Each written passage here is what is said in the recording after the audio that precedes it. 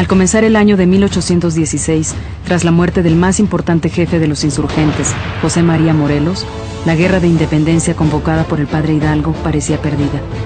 Los ejércitos del rey se habían fortalecido.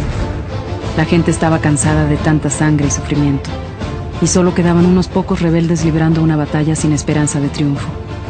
Pero algunos acontecimientos inesperados pusieron de pronto la independencia en manos de un coronel criollo al servicio del rey. Su nombre era Agustín de Iturbide.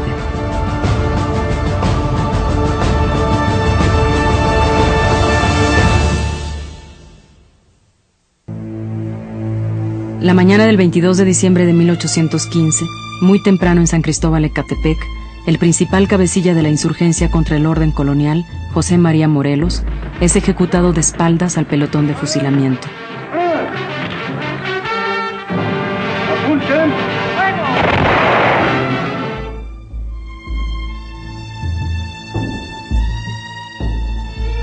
Había delatado a sus principales colaboradores, señalando inclusive el número de hombres que cada uno tendría, la calidad táctica o estratégica de cada colaborador, el armamento con que se contaba, los sitios de aprovisionamiento y de reunión de los hombres. Y esta información valiosísima dada por el propio comandante en jefe derrotado, le permitió al virrey iniciar un despliegue de operaciones para golpear directamente en aquellos puntos donde Morelos había señalado tanto en su plan de pacificación como en las delaciones que hizo. La ejecución de Morelos fortalece a las tropas realistas en el campo de batalla. Las comanda con eficacia y crueldad el virrey Félix María Calleja, un militar español fogueado en las duras batallas contra la insurgencia.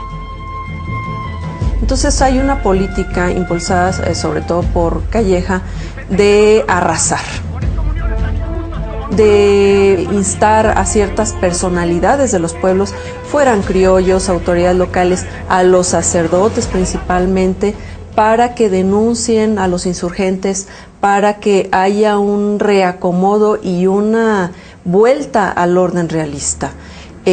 Por supuesto que los pueblos que se oponen o que se están trabajando a favor de la insurgencia son duramente castigados.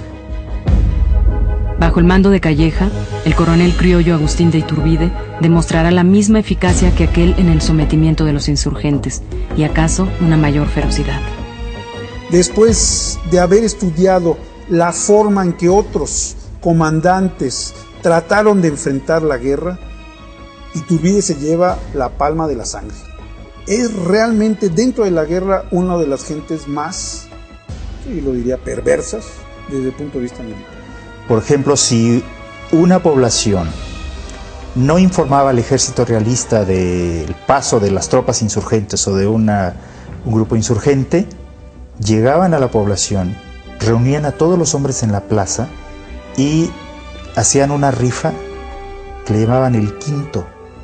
Entonces seleccionaban a 5 hombres y los fusilaban, aunque fueran inocentes, no importaba. Entre los insurgentes, las rencillas y constantes desacuerdos debilitan todavía más el movimiento. El cambio que viene después de la muerte de Morelos es radical. Primero porque causa una gran desmoralización entre todos los insurgentes. Y segundo, porque se pierde una cabeza o un liderazgo que era muy importante en la guerra. Esto naturalmente desarticuló terriblemente la insurgencia y obligó por una parte al repliegue total de los insurgentes, a dispersarse muchos de ellos. Y además de la dispersión, luchas entre ellos mismos por la recuperación o por pelearse ese mando.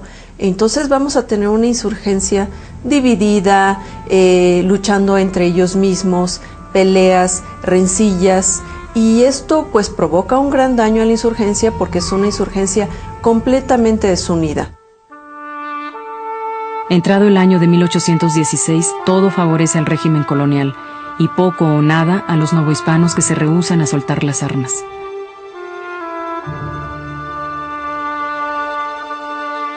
En la vieja España, el desconocimiento de la Constitución Liberal de Cádiz por parte del rey Fernando VII alienta en tierras novohispanas la represión del conservador virrey Calleja. Por si esto fuera poco, 14,000 soldados españoles desembarcan en Veracruz con el propósito de sofocar la revolución de una vez por todas. Lo que vemos es que los realistas empiezan a controlar todo el territorio, se crean comandancias militares y se militariza todo el territorio.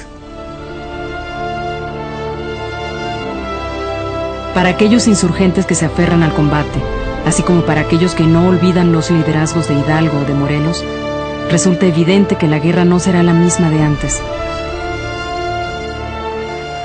Superados en su capacidad estratégica y en recursos militares por las tropas del virrey Calleja, deberán resistir en adelante bajo el mando de otros hombres, los hermanos Rayón, Guadalupe Victoria, Pedro Ascencio y Vicente Guerrero. Desde antes de la muerte de Morelos, pero cada vez más tras su desaparición, los insurgentes saben que en esta guerra no tiene la suerte de su lado. Atrás ha quedado la ocupación de grandes poblaciones como Cuautla, Acapulco y Oaxaca. No les queda ya otro recurso que el refugio en la selva, en los cerros y en otros lugares de difícil acceso. Obviamente que en la primera etapa se refugiaban y fortificaban poblaciones, pero en la medida en que empiezan a perder el apoyo de las poblaciones y las tropas realistas empiezan a controlar los pueblos, los insurgentes se desplazan hacia las zonas más agrestes, hacia las zonas más difíciles de penetrar. Los llamados fuertes son parajes de difícil acceso que permiten a los rebeldes oponer resistencia a las tropas realistas y combatirlas en los momentos propicios, en una rápida guerra de guerrillas.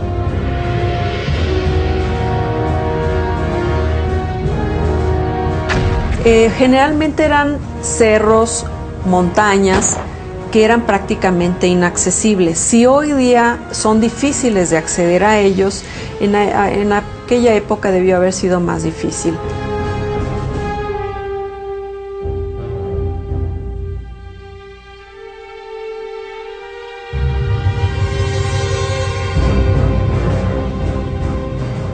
Los fuertes es el mejor ejemplo de una estrategia fracasada de la insurgencia. Solo queda ubicarse en un punto y tratar de resistir para que no te derroten. Ya no solo para conquistar al otro, no, solo para que estés ahí y mantengas en alguna medida la insurgencia. A la defensiva en sus fuertes y madrigueras, los insurgentes parecen haber renunciado al ataque. No obstante, en Veracruz, el liderazgo de un hombre trae nuevos bríos a la acción rebelde. Se llama Guadalupe Victoria. Recordemos que la zona de Veracruz es vital para el comercio ultramarino, entonces la cantidad de mercancías que circulan por ahí es impresionante. Entonces él aprovecha esto. A las rutas estratégicas ocupadas por Victoria se suma la más importante de todas, el llamado Puente del Rey, en la región central del estado de Veracruz.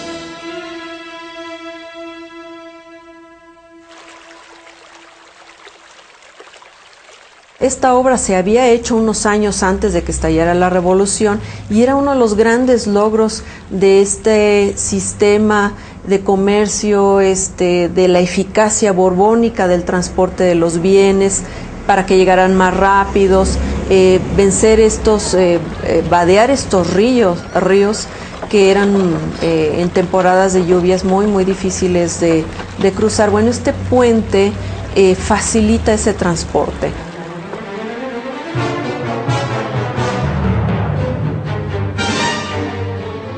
Fue una fortificación estratégica para los insurgentes, porque a través del puente controlaron todo el comercio transatlántico y controlaron el camino real y toda la economía de la Nueva España. Esto de alguna manera explica la pervivencia por tanto tiempo de la insurgencia en Veracruz. En diciembre de 1815, casi al tiempo en que Morelos es fusilado en Ecatepec, la pérdida definitiva del fuerte y Puente del Rey por los insurgentes parece una premonición de su debacle. Puente del Rey va a caer, lo van a perder los insurgentes en 1815, el 8 de diciembre. Desde entonces los realistas se posicionaron de Puente del Rey y fue cuando la balanza cambió. Hacia 1816, enemistados los insurgentes entre sí, acorralados en sus fuertes o desalojados de ellos, la llegada de una nueva estrategia en manos de un nuevo virrey, Juan Ruiz de Apodaca, acabará muy pronto con la rebeldía de todos, o de casi todos.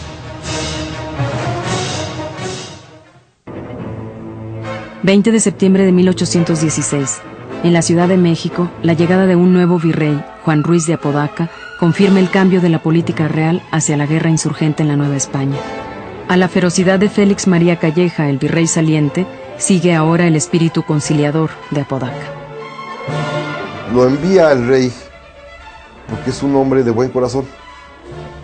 El rey estaba consciente ya, Fernando VII, que tenía que cambiar de política, que ya habían sofocado a sangre y fuego la insurgencia en su etapa más virulenta, y envían a Juan Ruiz de Apodaca, que va a permanecer 5 años en el puesto. Es decir, no es un virrey de paso, un virrey con buena imagen, con buena presencia política en la corte de Madrid, y que en México es bien recibido porque viene sobre todo a cicatrizar las heridas abiertas por la guerra.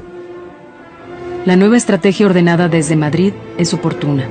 Tras la enorme mortandad ocasionada por la epidemia de 1813, los sufrimientos de la guerra han terminado por doblegar en buena medida la acción insurgente. La más poderosa arma de todas aparece entonces. Se llama indulto. Primero, el virrey Apodaca establece esta política, que es recibir a todos, perdonarlos, no fusilar a nadie, basta entregar las armas, firmar que se sometan a la autoridad real, asignarse en qué lugar van a vivir, y se acabó. El impacto fue tremendo, porque también estos hombres están cansados de luchar, sus convicciones se van debilitando. Es una vida ya que no tiene mucho sentido, porque van viendo que van perdiendo, vaya, hay una especie ya de pesimismo entre ellos, y esta política de indultos por eso tiene tanto éxito. ¡Los acogemos al indulto! Las partidas de insurgentes que se indultan les perdonan todos los males que hubiesen cometido, y además conservan sus armas, les dan fuero militar, se conservan los cuerpos, digamos, como tales, nada más ahora con la denominación de realistas. O sea, se vuelven soldados del rey en contra de sus propios compañeros. Y el tercer tema que casi no hemos estudiado es que se le da 2 concesiones importantes. Se les da tierras y se les exime de impuestos. Es decir, el indulto no nada más es el rescate de la vida, sino además la política de la corona es darles elementos para que vivan bien. Lo cual significa que muchos insurgentes ya ni eran insurgentes, ya no estaban en armas, pero aprovecharon para ponerse en paz con la administración española y para limpiar sus culpas y poder vivir de otra manera. Y hubo más de 60,000 indultos. Eso es pavoroso. En los pueblos y ciudades, en los caminos, haciendas y ranchos, los rebeldes se acogen al perdón de la corona de España.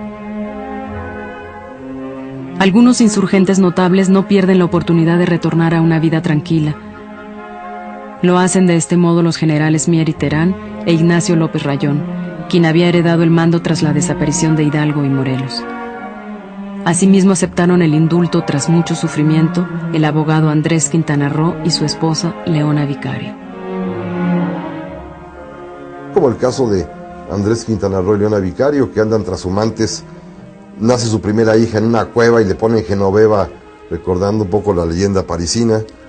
Y pues al final de cuentas, solos, abandonados en la sierra con niños, y se dan cuenta que no tienen más remedio más que ir recolectando frutos silvestres y matando animalitos para comer. A la intemperie, pues Quintana Roo y Leona Vicario deciden indultarse. Así como él Y como ellos, muchos habrán sido así.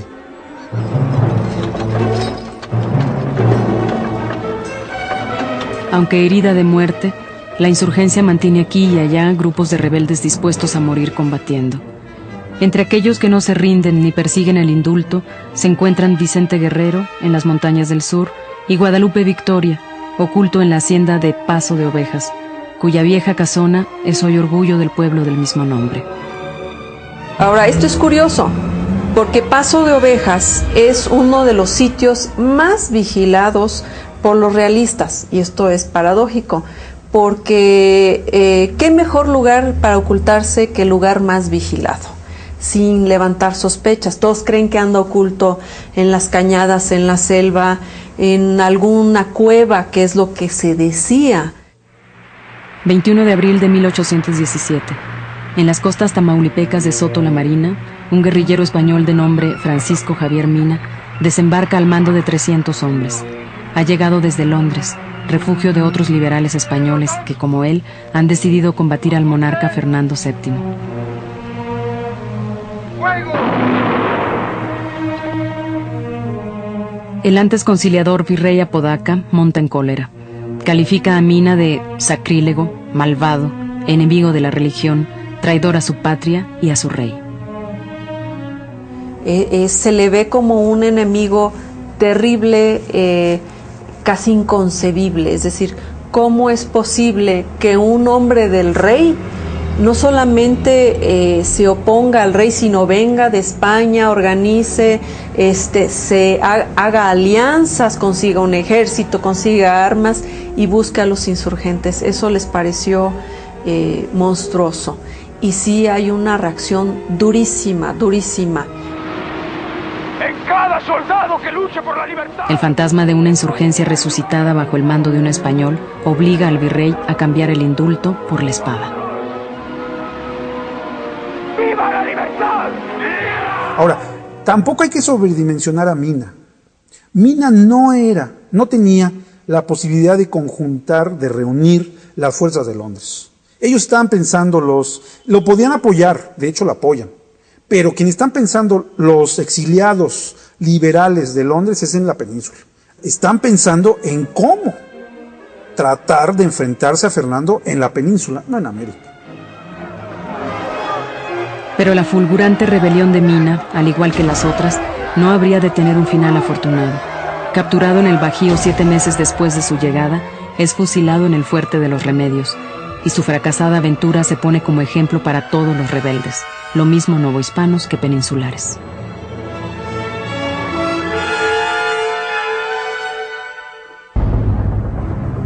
Tras la muerte de Mina, la Nueva España es un territorio devastado por la guerra, la persecución, la escasez y el odio. Transcurrida una década desde la revolución que convocó el cura Hidalgo en el pueblo de Dolores, la lucha de la insurgencia es ahora meramente simbólica. Las campañas realistas son, tácticamente hablando, más bien campañas de policía.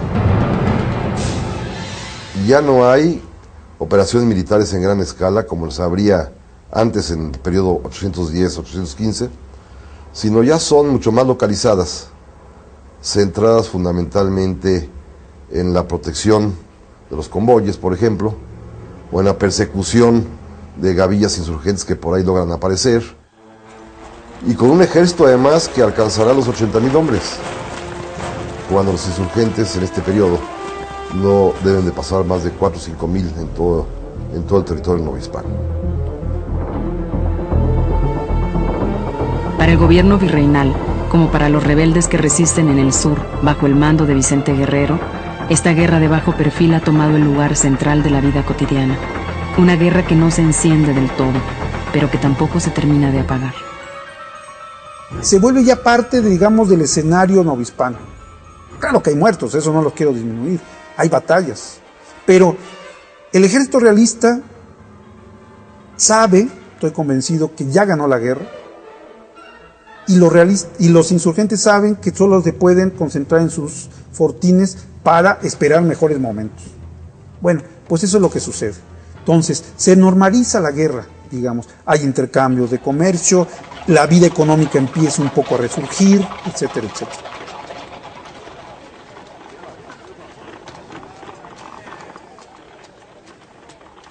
Todo esto para arribar al año 1820, y como bien lo dice la leyenda, con solamente un par de núcleos insurgentes sobrevivientes encerrados en las montañas del sur, los de Pedro Asensio y los de Vicente Guerrero. Es decir, de 1815 finales a finales de 1820, en 5 años, la insurgencia se redujo a su mínima expresión. Entre ambos contendientes, la población novohispana, antes activa y entusiasta, no quiere saber ya nada de un drama que se ha prolongado demasiado tiempo. La guerra ha tocado todas las estructuras de vida, sociales, económicas, culturales de la Nueva España. Ha sido un terremoto que no ha dejado inmune nada. Hay un cansancio de la población ya de la guerra. Entonces los pueblos están hartos de que lleguen los insurgentes, los asaltan, llegan los realistas, los reprimen.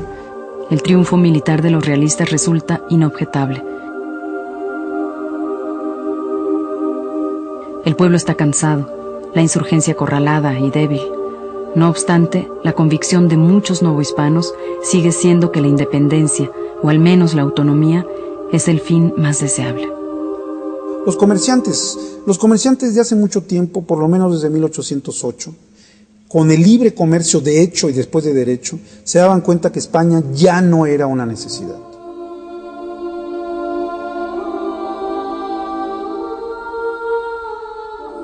Los mineros también lo que necesitaban, y eso vieron muy bien, eso lo veo desde los mineros de Guanajuato, lo que querían es que la independencia iba a ser un elemento de pacificación. Si los insurgentes lo que querían era la independencia, y si eso les daba paz en sus negocios, la iban a tomar. Hacia 1820, en la Nueva España, el rey ha probado que sus ejércitos son capaces de reprimir eficazmente a los rebeldes, pero la lealtad de sus súbditos, aquellos que durante siglos convalidaron su gobierno, se ha perdido por completo. La lealtad es un sentimiento, pero tiene un elemento central material, de beneficio. Las lealtades que duraron durante varios siglos virreinales frente al rey, pues empiezan a desgastar rápidamente. Muy pronto, la suerte misma del rey en la metrópoli cambiará radicalmente la historia de la Nueva España. Lo que no ha podido alcanzar la insurgencia a sangre y fuego, lo posibilitarán la astucia política y la ocasión más propicia. En 1820, los insurgentes se encuentran sometidos, pero una carta inesperada cambia en Sevilla el curso de los acontecimientos. La sublevación del coronel Rafael del Riego ha obligado al rey Fernando VII a restablecer contra su voluntad la Constitución Liberal de Cádiz. En la Nueva España, la noticia es recibida con júbilo por aquellos que aspiran a una mayor autonomía dentro del imperio, y con recelo por la Iglesia y los altos mandos peninsulares, identificados con la monarquía absoluta. Todo lo que ellos temían se estaba presentando allá. Y sí temían que eso impactara a América y que tuviera un efecto de oleaje, de torbellino muy fuerte sobre la Nueva España. En la capital del virreinato, un grupo de notables ultraconservadores se reúne secretamente para tratar de impedir la aplicación de la Constitución liberal en la Nueva España.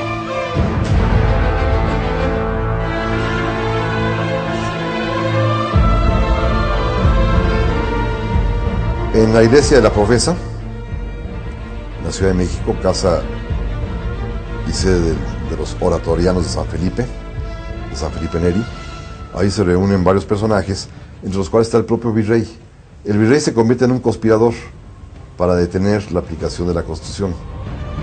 Dispuestos incluso a forzar la independencia con tal de no admitir el liberalismo de Cádiz, los conjurados de la Profesa otorgan el mando militar a un brillante coronel criollo, a quien han mantenido 4 años en un retiro oprobioso, Agustín de Iturbide. Y todos se acordaron que tenían ahí de desocupado Agustín de Iturbide, que es el único militar con la competencia para poder llevar la campaña, pero además Lo podía quizás haber hecho cualquier otro. Era el único criollo con prestigio. Porque todos los demás generales eran españoles. Entonces habría sido medio políticamente impropio que, si bien son conspiradores, los españoles son conspiradores, Monteagudo, Bataller y el virrey, le confiasen a un militar español la independencia. Era como que kafkiano o surrealista el asunto. No, en que se lo encomiendan a un oficial criollo. Agraviado durante años por los militares de la península, Iturbide teje sin embargo sus propios planes. A cambio de su lealtad a la corona de España, no ha recibido más que mezquindad y subestimación por parte de los virreyes y mandos militares. Y esto lo resintió porque le va a afectar profundamente el hecho de que a los oficiales criollos como él, que son los que se han batido en realidad, los que combatieron, porque como sabemos los militares españoles eran realmente minoría, sino que es una guerra civil entre mexicanos, la corona les pagara con ese desprecio. Un desprecio que inclusive llegaba al extremo de que no podían ascender más allá de coroneles. Todo el generalato estaba reservado para peninsulares. Y los mandos importantes, y los premios, y los puestos políticos aparejados a la carrera militar estaban prohibidos para los criollos. Comisionado por el virrey para combatir el último reducto insurgente encabezado por Vicente Guerrero, Iturbide reúne en su persona los sentimientos del ejército realista. Con excepción de los altos mandos, ocupados por peninsulares, se trata de un grupo de mexicanos armados cuya lealtad al monarca se desvanece día con día. La lealtad del ejército realista frente al rey se mina de manera impresionante. Ya no les conviene, ya no se identifican, ya no creen que pertenecer a la monarquía vale la pena. Al mando de un ejército divorciado ya de la corona de España, el coronel criollo marcha al combate con Guerrero, movido por propósitos muy distintos a los que le han encomendado. Si los conspiradores de la profesa quieren una independencia que deje intactos sus privilegios, Iturbide piensa ya en una independencia mexicana, libre de la tutela española, de sus virreyes y de sus funcionarios. La vieja confidencia hecha al capitán Filisola sobre lo fácil que sería lograr la independencia con solo ponerse de acuerdo insurgentes y realistas está ahora más vigente que nunca.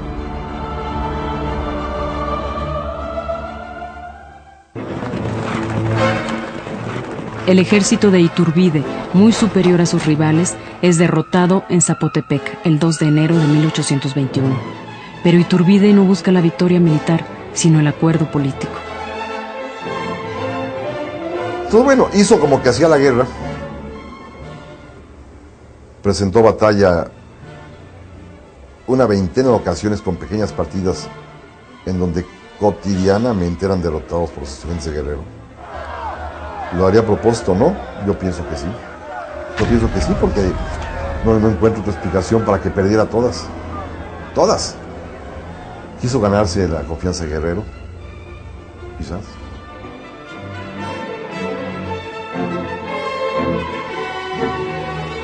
Harto de escaramuzas, Iturbide le escribe a Guerrero tanteando la posibilidad de un acercamiento. Este le responde de inmediato: Usted equivocadamente ha sido nuestro enemigo. Siendo americano ha obrado mal. Su deber le exige lo contrario. La patria espera de usted mejor acogida. Poco a poco, las cartas entre ambos desbrozan el camino hacia la conciliación. Las palabras que Iturbide le dirige al rebelde no dejan lugar a dudas. No puedo explicar la satisfacción que experimento al encontrarme con un patriota que ha sostenido la noble idea de la independencia y ha sobrevivido él solo a tantos desastres, manteniendo vivo el fuego sagrado de la libertad. Este encuentro de Guerrero con Iturbide es muy importante porque le permite a Iturbide utilizar el discurso y el lenguaje de la independencia. Es decir, todo lo que Iturbide combatió contra los insurgentes, pues ahora lo necesitaba. La fecha y el lugar exactos del encuentro personal entre Iturbide y Guerrero, sellado con el legendario abrazo de Acatempan, es hoy en día tema de debate entre historiadores, pero su significado es muy claro. Es el primer gran paso hacia la consumación de la independencia. Pero la habilidad política de Iturbide no trabaja solamente en las montañas del sur, donde había buscado y encontrado el apoyo de Guerrero. Sus mensajes llegan a otros insurgentes notables en distintos puntos del país. Si la idea de la independencia los ha separado antes, esa misma independencia puede unirlos ahora. El 24 de febrero de 1821, conseguida la lealtad de Vicente Guerrero y de muchos otros, Iturbide proclama la independencia a través del Plan de Iguala. Es un plan muy conciliador, donde aparentemente queda bien con todos. O sea, habla de independencia, que todo el mundo, la mayor parte de la población estaba de acuerdo. Habla del respeto a la religión, en una población católica que tampoco era un problema. De la igualdad social, que eso es algo muy interesante, donde Iturbide promete la ciudadanía a toda la población sin distingos de la calidad étnica, cosa que no tiene Cádiz, que excluye a los descendientes de africanos. Además, reserva los territorios para un miembro de la familia de los Borbones, de Borbón, de la Casa de Borbón, lo cual con esto también tranquiliza a los absolutistas. Y el propio Iturbide es tan astuto que en el Plan de Iguala dice: esta es la misma voz que resonó en Dolores. Ya hace el arco del 16 de septiembre de 1810, hacer el continuador y consumador, con una maestría política irrepetible. Y lo consigue.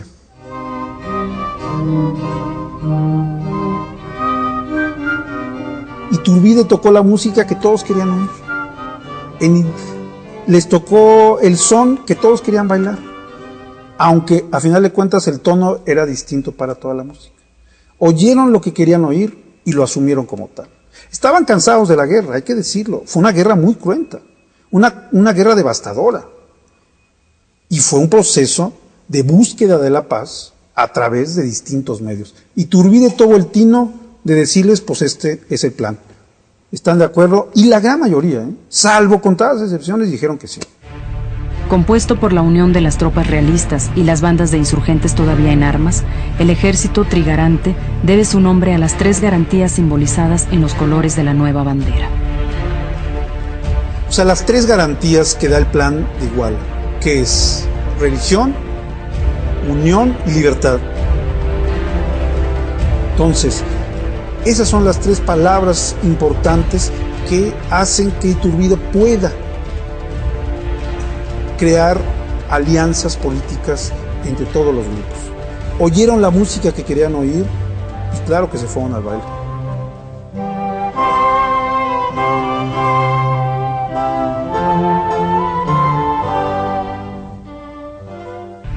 Por todo el territorio novohispano, las adhesiones al Plan de Iguala se suceden unas a otras.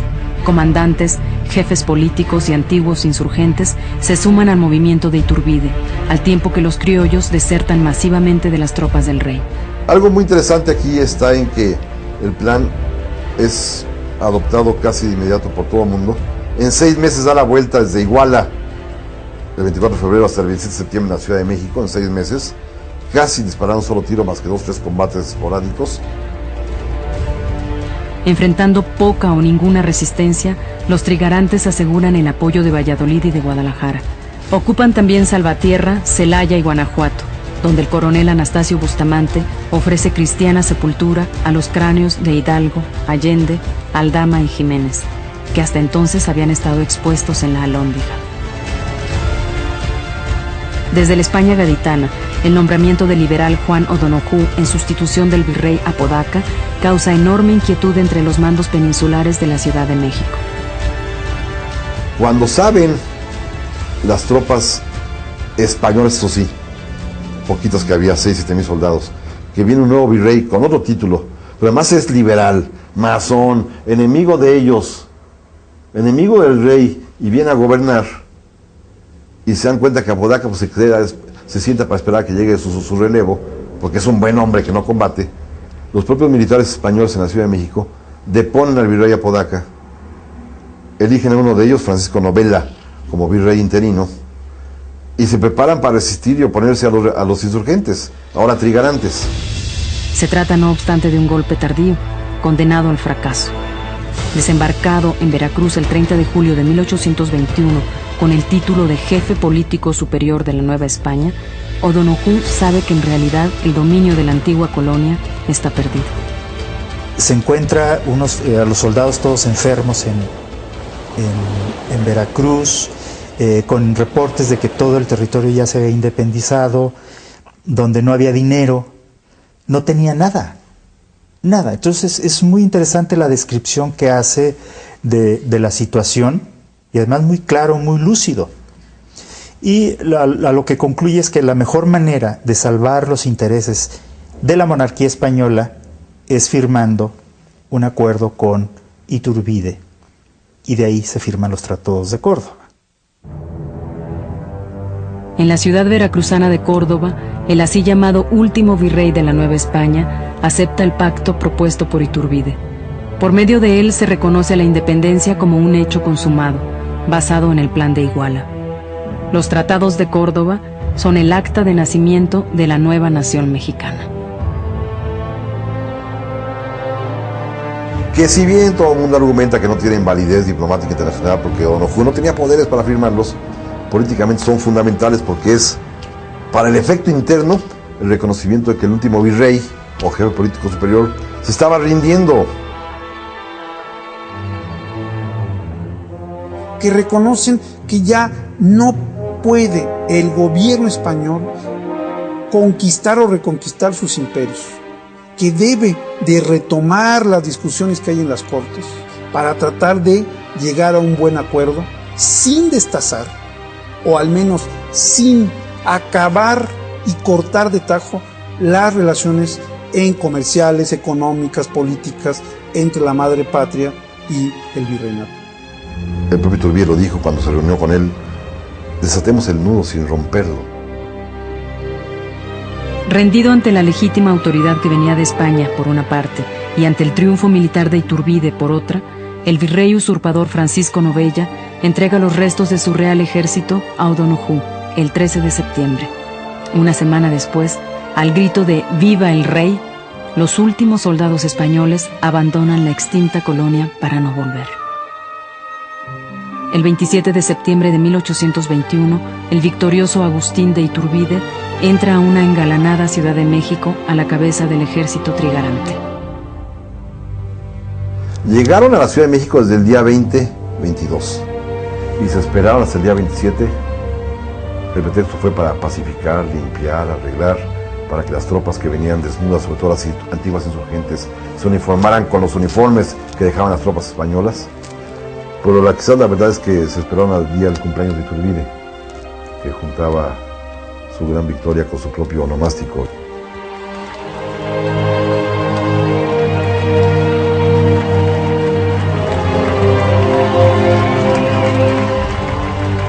Y el desfile pues fue, según lo narran los historiadores y según se ha visto inclusive en las litografías y pinturas que hay de ese momento, fue apoteósico.